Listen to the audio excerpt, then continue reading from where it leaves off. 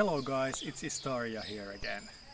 It's been over a year since I did my credit card video, so I figured I would post an update. In this video we will first take a look at my previous hotel cards and what kind of free nights I got with them, and then we will take a look at what cards I have now, and in the end what cards I'm going to be getting next. If you're not interested in some of the things that you see in this video, you can use the chapter tool very liberally to browse past that. Let's get started.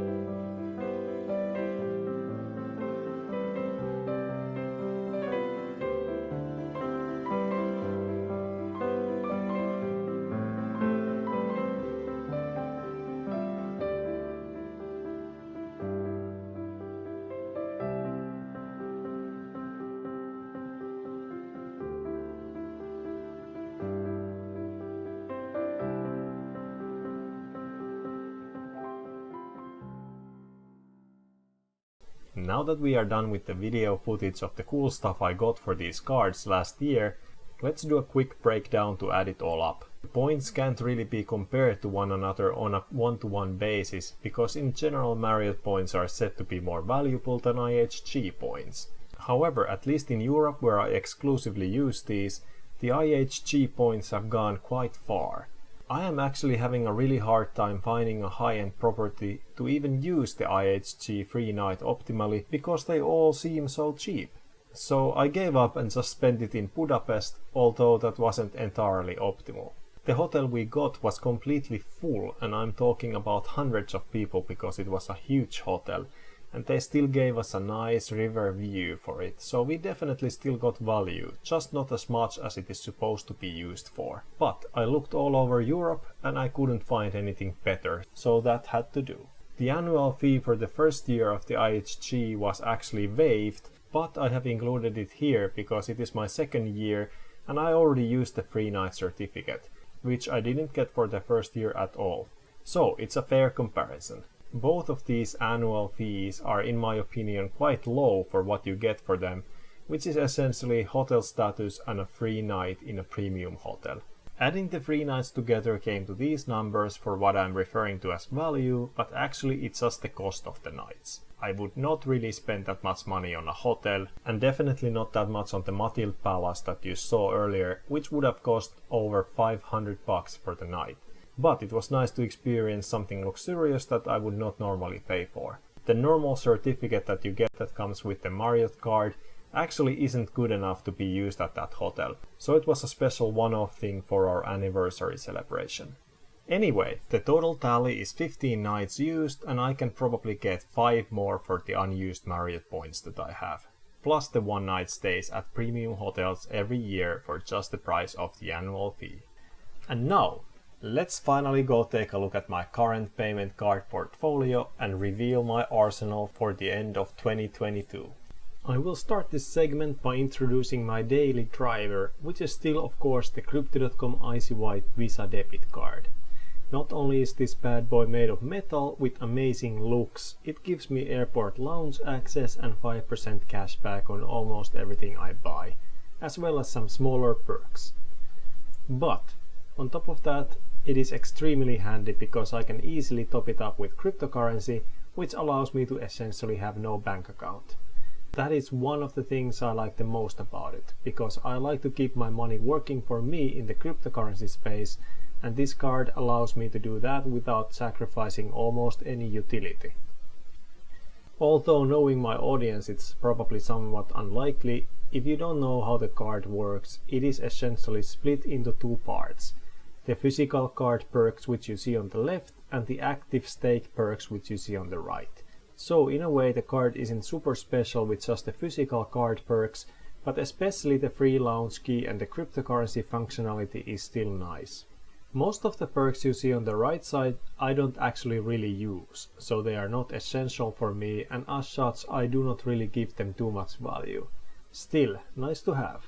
To acquire this card, one has to reside in a supported area, which currently is a lot of Europe, the US, Canada, Brazil and some parts of Asia, as well as invest into the Kronos cryptocurrency.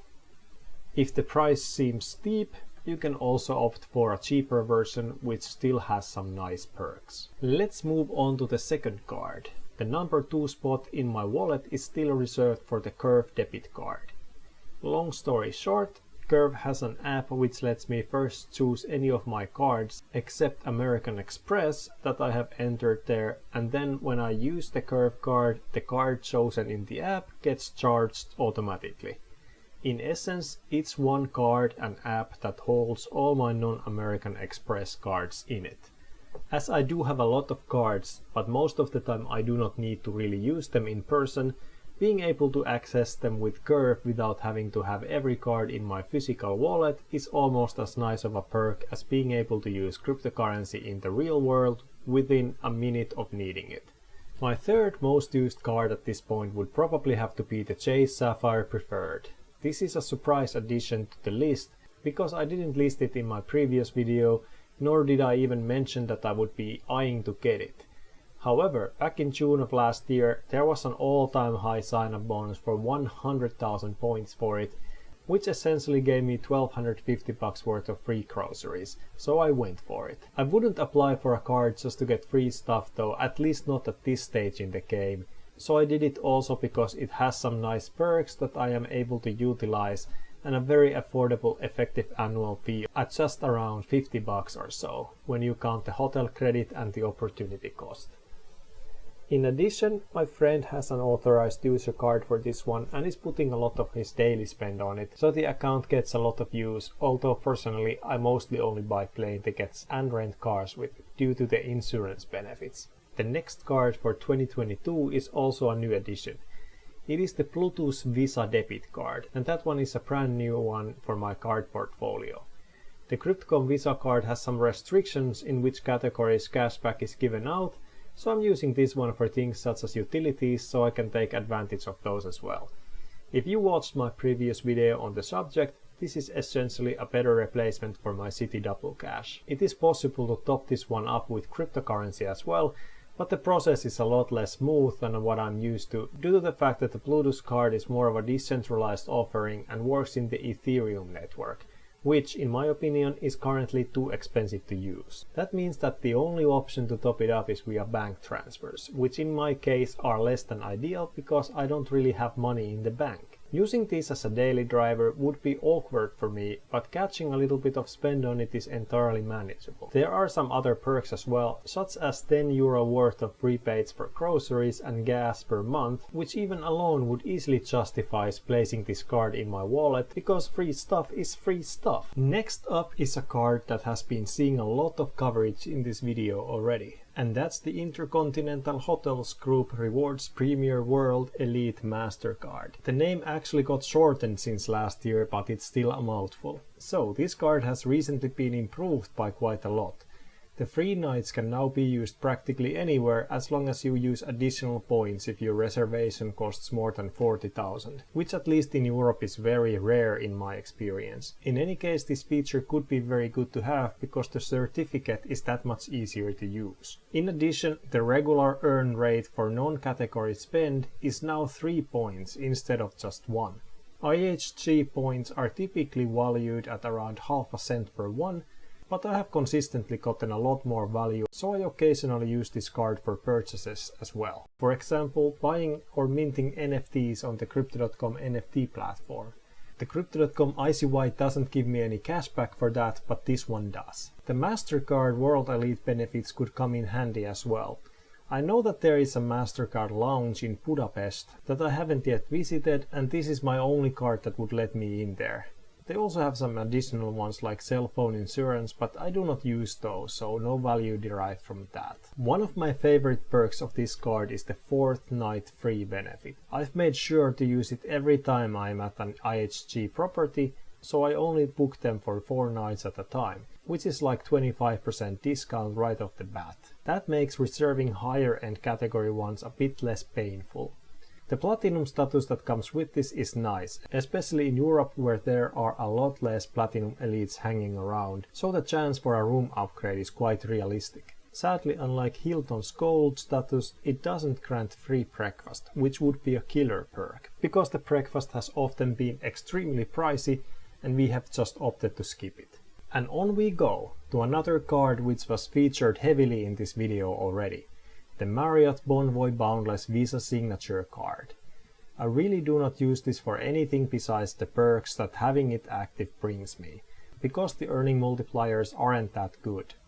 Having said that, the card is still a very useful keeper card due to the annual free night. The 5th night free benefit is actually not part of the card itself, but I have included it here regardless for comparison purposes. Marriott is quite stingy with their elite status, and the silver really isn't that interesting at all. Marriott may have the biggest portfolio of all of these, so that makes the card quite useful despite the card probably being the worst of the bunch when compared on just a card-to-card basis. The next card I have been using is an old card, which was featured in the previous video as well. It's the bank Norwegian credit card. Me and my girlfriend used to buy our plane tickets with this one, but lately the Chase Sapphire Preferred has largely taken over that role. This card has consequently been demoted to a tool used for paying any Finnish bills that I am on the hook for. The card rarely accrues rewards anymore because those payments aren't eligible, but it has utility beyond that because the portal I use for bills doesn't accept any other credit cards that I have access to. Next up, my Citi Rewards Plus card. This is a new card, but the account is my oldest US credit account, so I'm naturally going to keep it open no matter what. Last year it was the double cash, and before that it has been 2 other cards. So all in all, it is the 4th different credit card tied to this same account.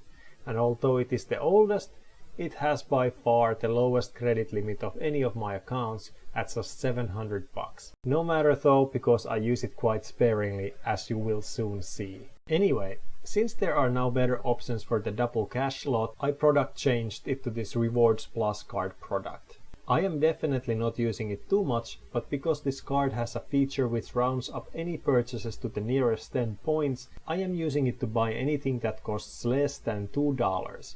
If we calculate those points to be worth 1 cent per point, anything less than $2 would be a higher percentage and thus worth it. Since this is my only US card which actually has a foreign transaction fee penalty, I have to use it via Curve, which limits me to using it during the week only. As such, it's definitely quite a situational card, but it's always fun to think in the store if I'm going to be under $2 and could put a charge on this one this time. Sadly, it rarely happens. As you can see, there really isn't that much activity going on there, but hey, it's the thought that counts, right? Moving on to the next one. My newest card that has only been open for a few days is the Hilton Honors American Express Surpass card. I got it because I am stacking hotel cards obviously, and because it came with a very nice sign-up bonus at the time. American Express had denied me for this card earlier due to them thinking I have too many recent inquiries for credit, which I strongly disagree with, but they finally approved me for it in April. The sign-up bonus was a healthy amount of points and 1 free night in pretty much any of Hilton's properties. They have a few nice ones in Europe, but I haven't made any plans on how to cash in on this offer yet. This card has an additional perk of a bonus free night if I manage to hit $15,000 of spend in a year. The card isn't a very good earner outside of Hilton's properties in Europe, and the acceptance for American Express is less than ideal. So hitting this number is hard, and the opportunity cost would be way high for me to do it. However, I did ask my friend who is currently using that Chase Sapphire preferred account of mine to shift his spending onto this one, so it remains to be seen if he can make enough purchases to earn me a free night, or at least get us close enough to actively chase it. He lives on the other side of Europe, so I haven't yet managed to get the card in his hands, so we shall see. I imagine I will post an update in 2023, and hopefully in it you will be greeted with some very nice luxury Hilton brand hotel that I didn't have to pay for. Although the card only grants gold status, that is surprisingly enough to get free breakfast or dining credit.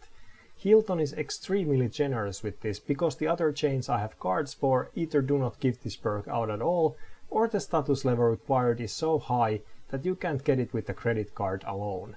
As a budget traveler who doesn't say no to free stuff, this definitely makes the Hilton brand a very interesting one to explore.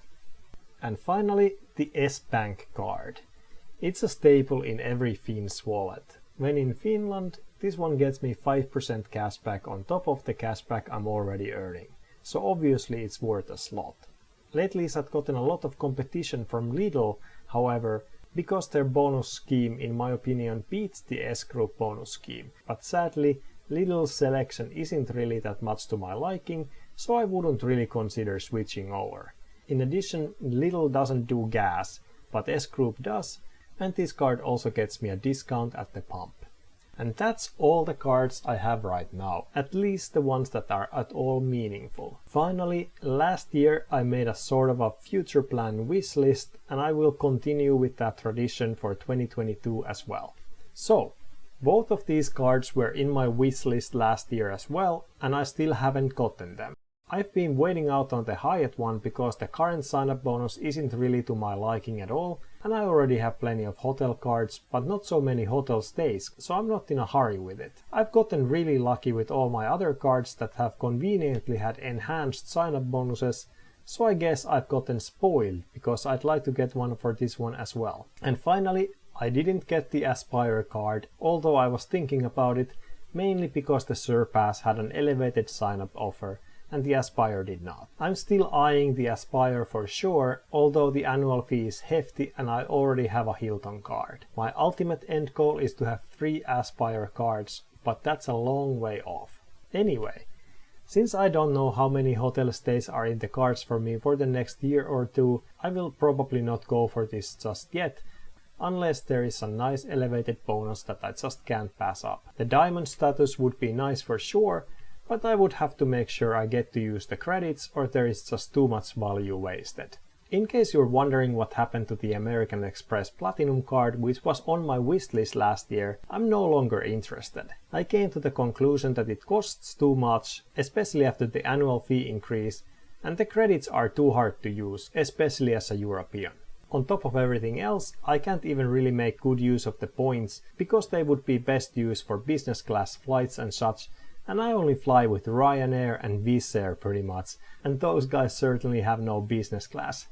So yeah, no platinum card for me, at least not in the immediate future. I commend you for watching all the way to the end, because this was a long video and a bit of a niche one for sure. Stay tuned for the 2023 version down the line. Who knows, maybe something that is not even on my radar right now ends in my portfolio. You never know. Thanks for watching and see you in a year. Or maybe you can look at some of my other videos as well while you wait for the update. I've got a lot of random stuff here on the channel and some real interesting ones to come, I promise. Take it easy and see you in the next one.